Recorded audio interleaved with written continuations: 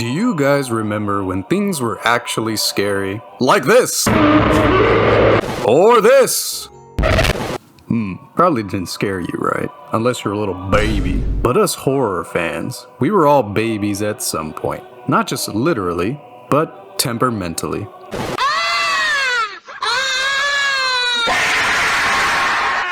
like that? Huh? You like that? Things used to be scary as a kid. Flushing the toilet late at night was a hidden and forbidden method to accidentally wake up the deepest and darkest spirits of the underworld, and not just the sound of shoddy piping. The small figure in the dark recesses of my childhood bedroom was a horrible and cursed demon child here to kill and replace me as an imposter. But in reality, it was just Mr. Snuggles. But actually, now that I'm looking at him closely, Mr. Snuggles is kinda— oh my god! When we were children, everything was scary, including certain video games that were darker than others. Video games that would deal with the supernatural, death, decay, and were probably the goriest thing to ever grace our tiny little innocent eyes. Enter the topic of today's video.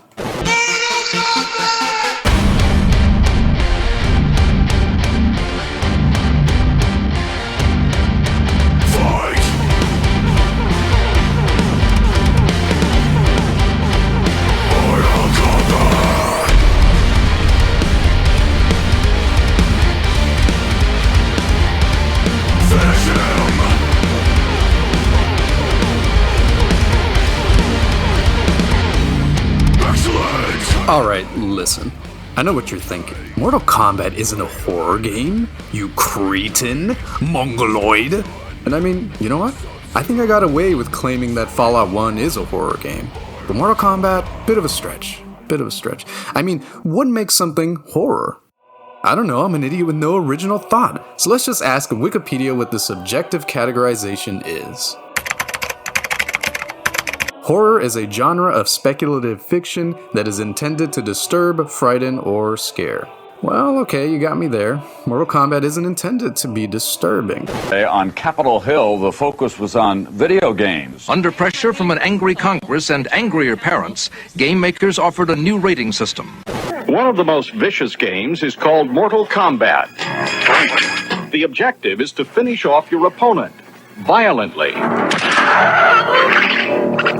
Understand that these are not harmless toys.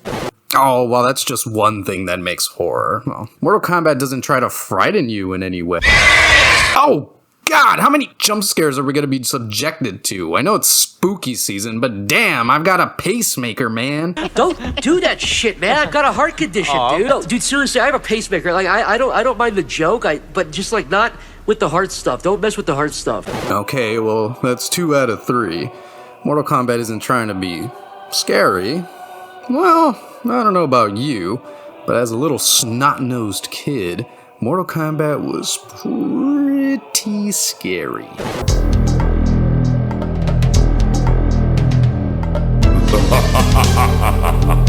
That was pathetic.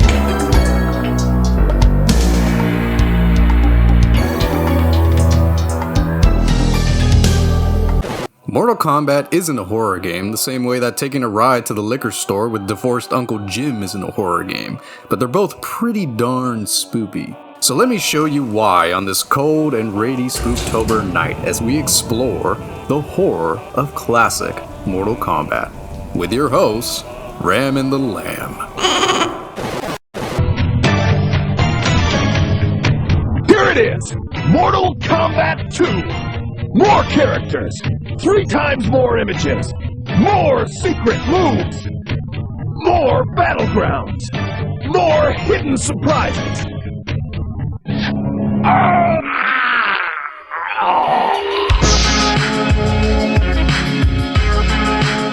Mortal Kombat is most known for its over-the-top violence and fast-paced combat! Sorry, that song is so good, man. But there's an additional alluring aspect to the Mortal Kombat games that I think many players have forgotten about, or are just too young to have experienced. And that is Mortal Kombat's spooky atmosphere. Everything was scary as a kid. The dark was scary. The family dog was scary. I was scary. And movies and games that wouldn't faze the old jaded veteran that I am now would scare the snot out of me as a kid. But why? Was I just a little baby bitch burger? Well, yeah, honestly. But besides that fact, certain movies and games had a forbidden and mysterious aura to them as a kid. The Texas Chainsaw Massacre wasn't just a classic slasher horror movie well known for establishing the slasher genre. No, that movie was a literal splatter film, hidden behind the dusty cabinet of my aunt's house. Unearthing that VHS that hot summer night of '04 and reluctantly putting it on my aunt's VCR felt like I unearthed a dark family secret they were keeping from me. Why did my aunt have this hidden behind her cabinet? Why does it look so real? The film which you are about to see is an account of the tragedy which befell a group of 5 youths.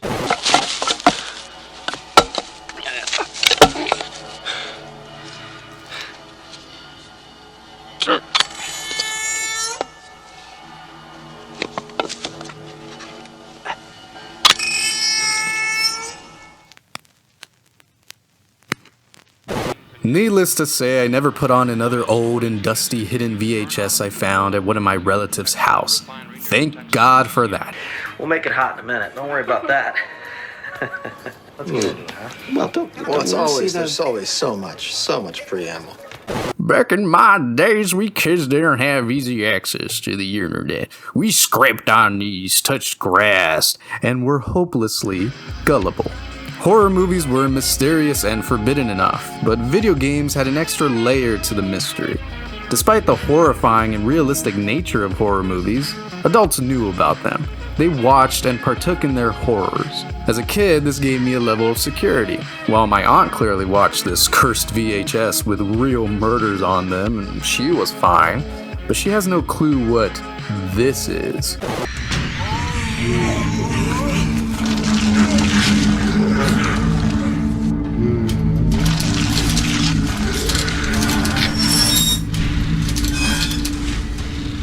I grew up kinda poor as a kid, so video games weren't in constant supply. To get around this, I would often go over to my cousin's house to either borrow games or play them in a group. This also allowed us to get around the rated R bans our parents would put on us. While they were outside dancing to Suavemente at the 10th gathering this month, we were in the dark, dingy room of whichever cousin who lived there, partaking in the forbidden substances and forbidden games. This is how we felt, but for real, we looked more like crack addicts stuffed into this tiny, stuffy room, all huddled around the TV, asking to take a turn on the control. But I remember walking into one of these meetings one night and seeing something out of the ordinary.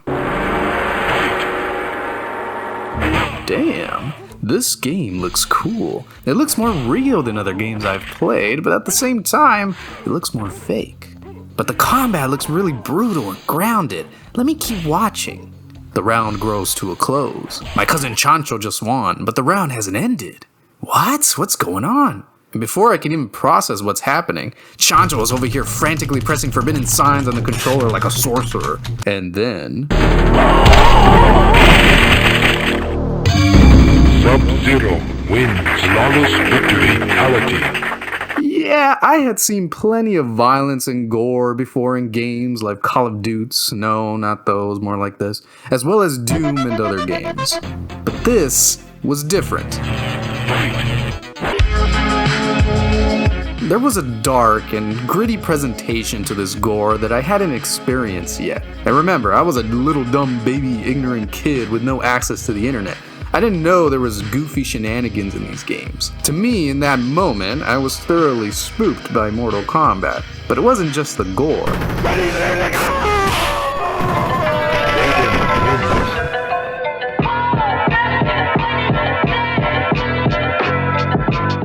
Gore on its own wasn't scary to me as a kid. I had seen plenty of it before in other movies and games. For the most part, it wouldn't affect me, and I would usually just think it was cool or sometimes even funny. But there was always that one piece of gore or violence that would come along and make me question how strong my stomach really was for this type of stuff. And Mortal Kombat was probably my first experience being shaken by gore in a video game. Something about the presentation made the violence feel authentic and real. Not grounded, mind you, because characters could literally do this. Shut up! Shut up! But definitely authentic. If I was playing Street Fighter with my bros and all of a sudden Chun-Li kicked Ryu's head off or something, it would be like gore from any other game at the time. Silly and fun because of the presentation and art style. But when Sub-Zero rips the spine out of this Van Damme looking wannabe, I'm thinking, oh, he's dead. Bro looks like he took a week off his 9 to 5 to come do this little test his limits thing, and now he's dead. Did he leave a family behind? In a strange relationship? Did he have kids? Hopes? Dreams? I don't know, man, but what I do know is that MF looked real. And you know, now that I mention it, when taking a closer look at the characters, they did look like real people. We, you and I. We, you, me, everybody in this room. Well, that's because they are. Mortal Kombat used the digitization of real actors in costume to get this gritty and authentic look that no other fighting game at the time was even close to coming to.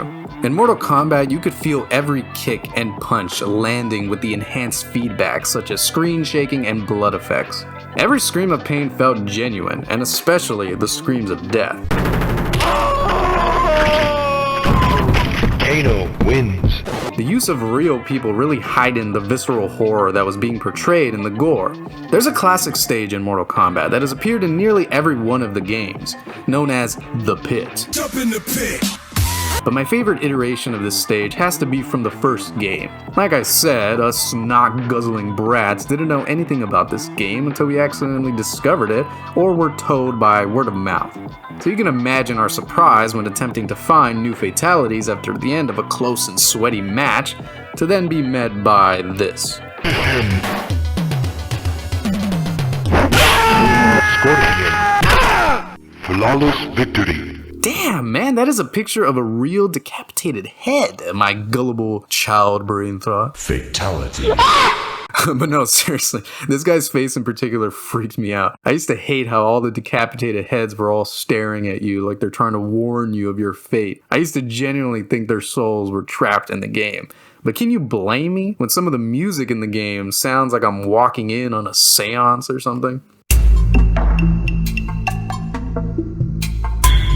I remember after I was gifted a PS2 that my mom got from a little gaming shop in my hometown, I was ecstatic to finally have some games for my own. But even though I was pretty excited by the likes of owning Pac-Man World and Star Wars Episode 3 Revenge of the Sith. Kill him. Do it. I recall those late nights taking turns playing Mortal Kombat in my cousin's underground speakeasy, and I knew I had to get a taste of that again. So naturally, I begged and begged my mom to get a used copy of MK Trilogy for my birthday by convincing her that I could turn off the blood. We both know I didn't turn off the blood, even if there was a way to do it. Oh no! But in order to keep the facade of my lie alive, I could only pop in that scratched up disc at night when nobody was awake. And oh buddy, let me tell you, I was not expecting this to come out of my crappy TV from the 90s.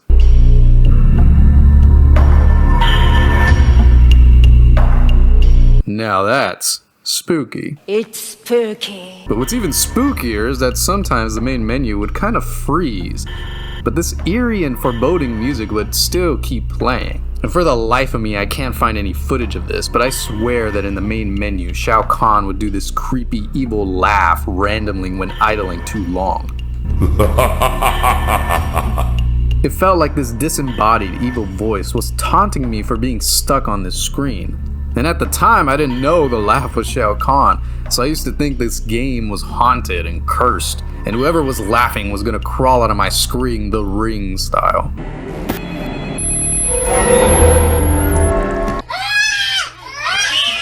Needless to say, the first time this happened, I yanked the TV out of the outlet, but it really did surround the game with this aura of mystery and dread. You know, the classic Mortal Kombat games really had a strong...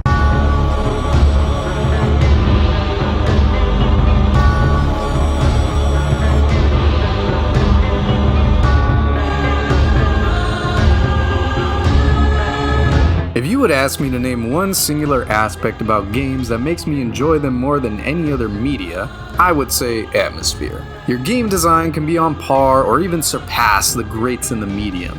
But if the atmosphere is as interesting as unseasoned chicken breast, then I'm out, man. Inversely, if your atmosphere is extra but your gameplay is kinda booty cheeks, I can deal with that. I can just exist in these atmosphere-rich worlds and be content. Interesting and compelling gameplay is a bonus for me. Yes, that does mean I partake in the taboo genre of walking sim games. Oh, sue me. Some of them are sick. But speaking of walking simulators, a big appeal of theirs is the interesting and absurd spaces they take place in, which are dripping with atmosphere. Spaces which are secondary in nature, that are spaces in between your destination. Spaces that are liminal. Okay. Liminality and the topic of liminal spaces have been beaten to death. And don't get me wrong, I love the concept and topic of liminality. I mean, for God's sake, my first major game was called Liminal. Original, I know. But my point is, you know that I know that you know what liminal spaces are. So I'm not going to waste your time giving you a big spiel about it. In summary, spooky empty place looks spooky, uncanny, and dreamlike. Ta-da! You're all caught up. Okay, let's continue. Like the walking simulator games whose atmosphere I'm so fond of, the liminal spaces behind these works really do a lot of the heavy lifting when it comes to the game's atmosphere. And Mortal Kombat is no different. I wouldn't blame you if you never really took the time to take in the sights while you were beating the snot out of each other. But remove the characters for a second and just take in the vibes in these areas and see what I'm talking about.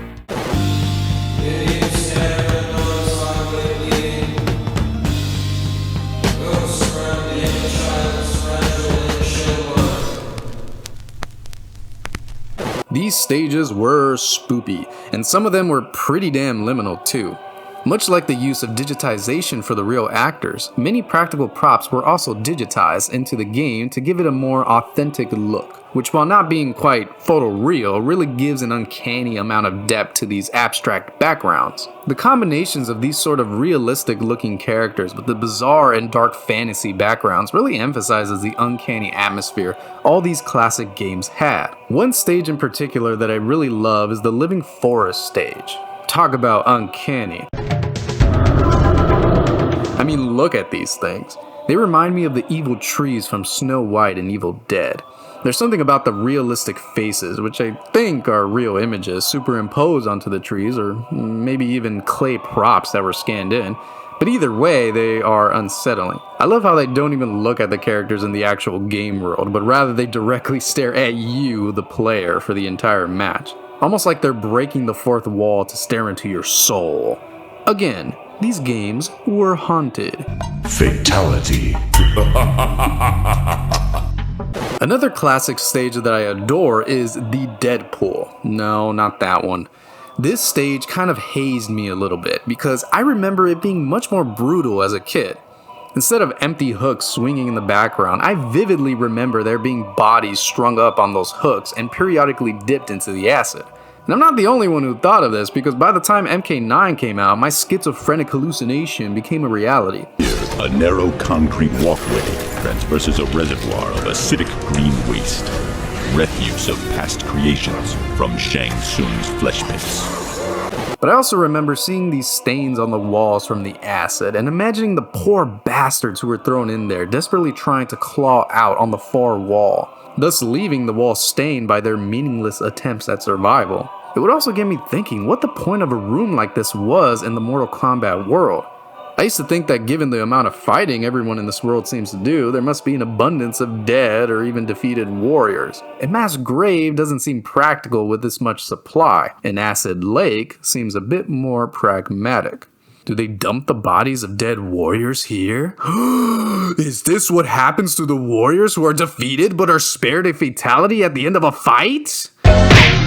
Sub-Zero wins.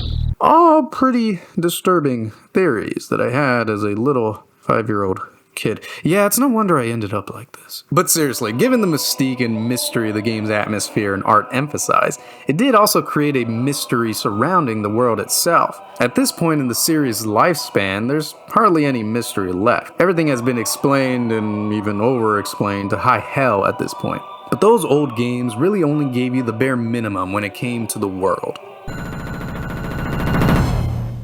In Mortal Kombat 1, no, not that one, I hate these modern naming trends, man.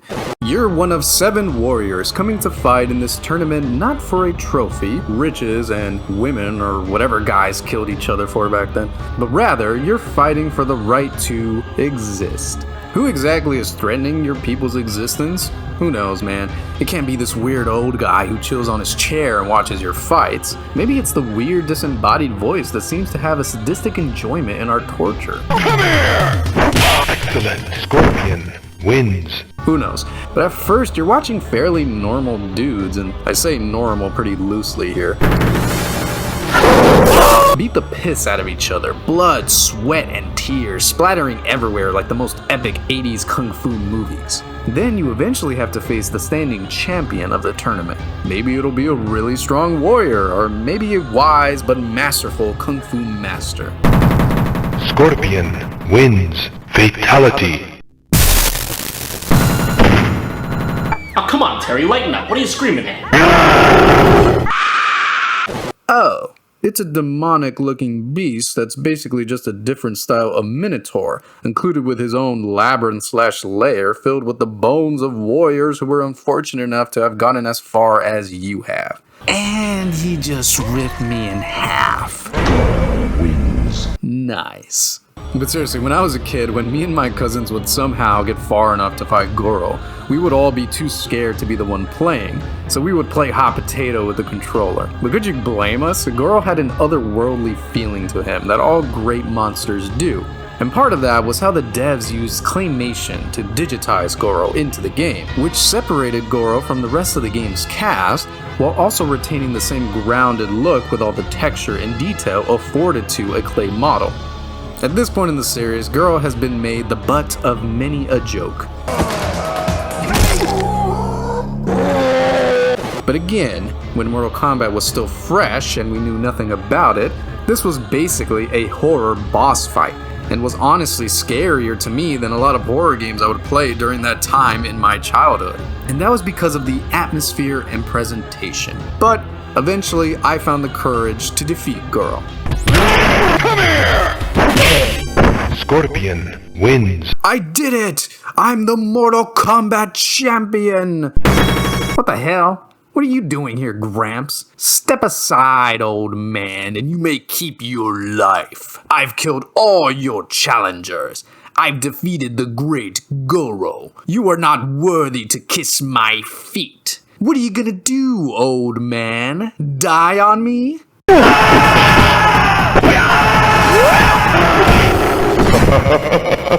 Oh my god, what is that? Were those the warriors I killed before? Who the hell is this guy? Your brother's soul is mine. Shang Tsung is the real final boss of Mortal Kombat 1, and he is honestly a really cool design concept. His whole shtick is that he mimics the other characters in the game by presumably having stolen their souls off screen. My headcanon is that Shang Tsung captures the souls of all competitors as they are defeated or killed in the tournament. My evidence? At some point in the boss fight, he shapeshifts into Goro, who you had just finished meat checking. And I remember as a kid, it really got me questioning who this lair really belonged to. Was it Goro's, or was it Shang Tsung's lair this whole time? Besides the bones scattered across the ground you see, there are the skeletal remains of people strung up across the walls. That doesn't seem like Goro's style to leave someone intact like that. What if this is where Shang Tsung lures his victims to suck their souls? Almost time for Halloween. Don't come to my house or else I'll suck your dick. Blood. I'll suck your blood. Oh, shit. And what are these weird eyes peering from the darkness?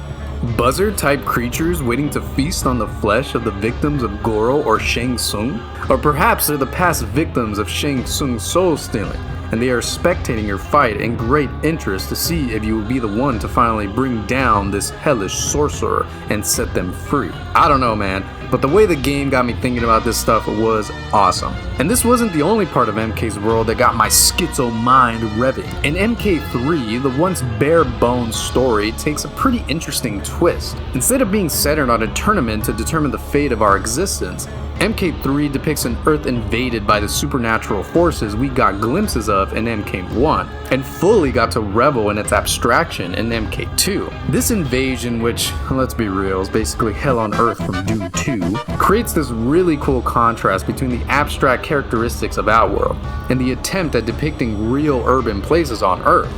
The result is a dreamlike atmosphere that is not only liminal but also delightfully uncanny. I love how Shao Kahn's tower is just completely out of place in the middle of this downtown area of the city. But even without the tower, if you take the architecture for what it is without any supernatural elements, it's pretty absurd and dreamlike. And if there's one thing I'm a sucker for, it's dreamlike architecture. You can also see Shao Kahn's tower from multiple stages, which gives the whole city a clear architectural layout. And if there's another thing I'm a sucker for, it's absurd interconnected areas in games. Also, I always found it creepy that these urban locations, once so full of human life, were completely deserted as if everyone suddenly disappeared. What happened to all the people who lived here? Were their souls sucked into the tornado-looking thing protruding from Shao Kahn's tower? Is that what this creepy thing is? A soul storage? For what purpose? I don't know. But what I do know is that it creates an awesome atmosphere for all these stages. And to add to this liminal feeling, MK3 introduced a new feature into the series: stage transitions.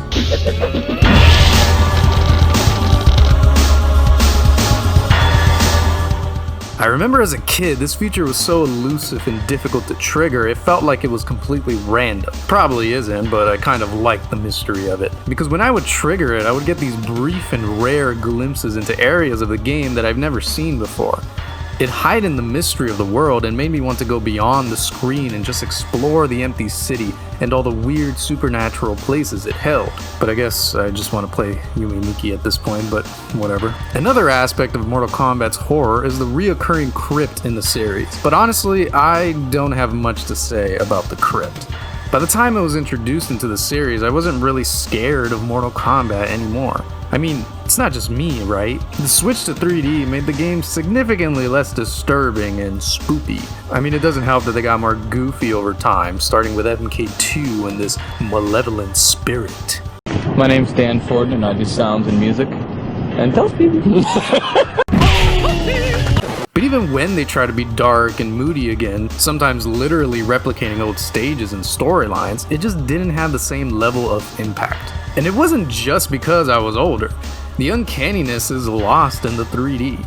And don't get me wrong, I loved the 3D Mortal Kombat games. MK9 was probably my favorite game in the series for, reasons. But the horror just wasn't there for me anymore, and the Krypts never really scared me. Well, except for this one sometimes. While not necessarily a horror game, Mortal Kombat certainly has horror elements sprinkled throughout the series. And I, as a horror enjoyer, don't like limiting horror in a way that many others seem eager to do. An entire piece of media doesn't have to be consistently involving horror elements to be considered horrifying. We can use all the terms we want, such as horror-like, horror adjacent, identifies as horror, or whatever the kids are saying nowadays. It's all frivolous. Horror is a psychological state of mind. It can creep its way into any piece of media of any genre like a disease. As a creator, it can be used as a tool much like any other state of mind. Limiting horror to a genre is just a waste of time. It's like saying a movie wasn't sad because it had many lighthearted scenes. Who's keeping track? Are we aiming for a specific ratio? A quota? Should I bust out the abacus? Either way, Mortal Kombat is almost unrecognizable now. More akin to a comedy than a dark fighting game with horror elements. But you know what? That's fine. Say what you will about the new direction of Mortal Kombat, I am sure there is much to hate. But the dark and horrifying side of Mortal Kombat had a damn good run. I mean, we literally got most of the great movie horror icons in the different games as DLC characters. And even the latest Mortal Kombat movie played into the horror elements of the series. What's not to love? But love we have, because it is seemingly no more. And I would be lying if I said I didn't miss when Mortal Kombat used to scare me.